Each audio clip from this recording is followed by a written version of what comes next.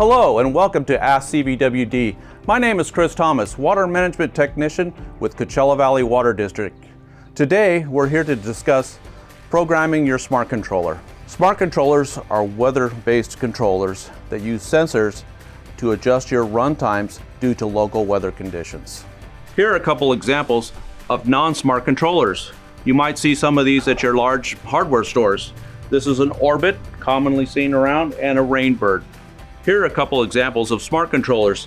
This is the AquaConserve ET6, and this is the Hunter Pro C that uses the solar sync. And now we're going to learn how to set your smart controller.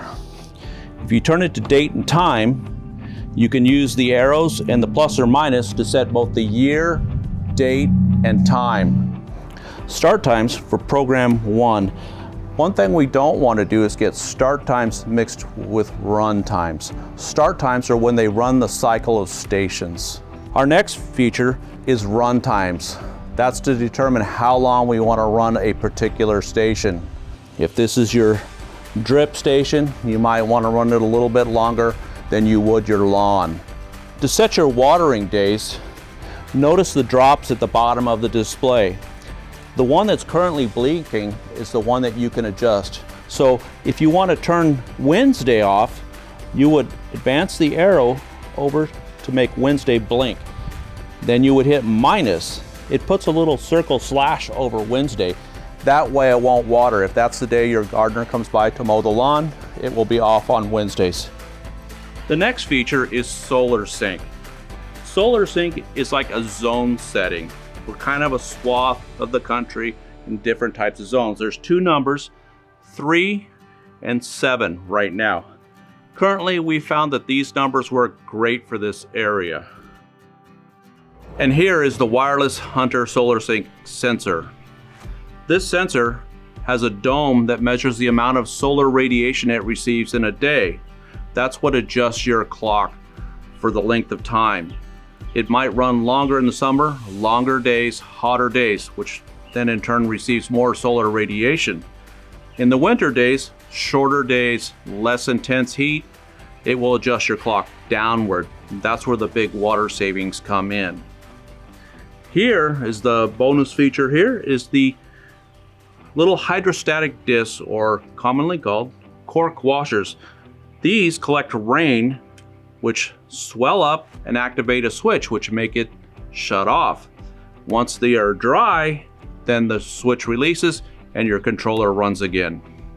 Now for a bonus feature. I like to show this to people because I think it really helps. Sometimes our weather sensor, these sensors have hydrostatic discs. In layman's terms, they're cork washers. When they get wet, when we have a measurable rain, it shuts off your irrigation timer. So sometimes out here, being the desert environment that we are, it tends to dry these out a little bit faster than we'd like. So what I recommend is you turn it to off and you go, whoa, I'm gonna forget. So turn it to off, hit plus, 1, 2, say you want it off for 3 days. Now turn it back to run. It will count down those 3 days. After 2 days, you notice that, wow, it got warmer than I thought. I've still got a day, but I think I need to water now. Turn it back to off, let it stop blinking, and it clears it.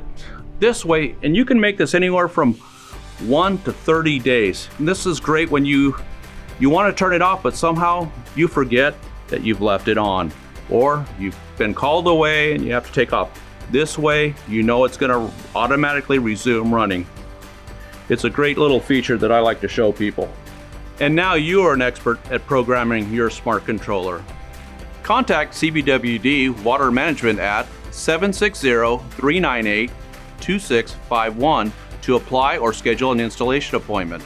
And don't forget to check out other videos in the Ask CVWD series. Your water is our promise.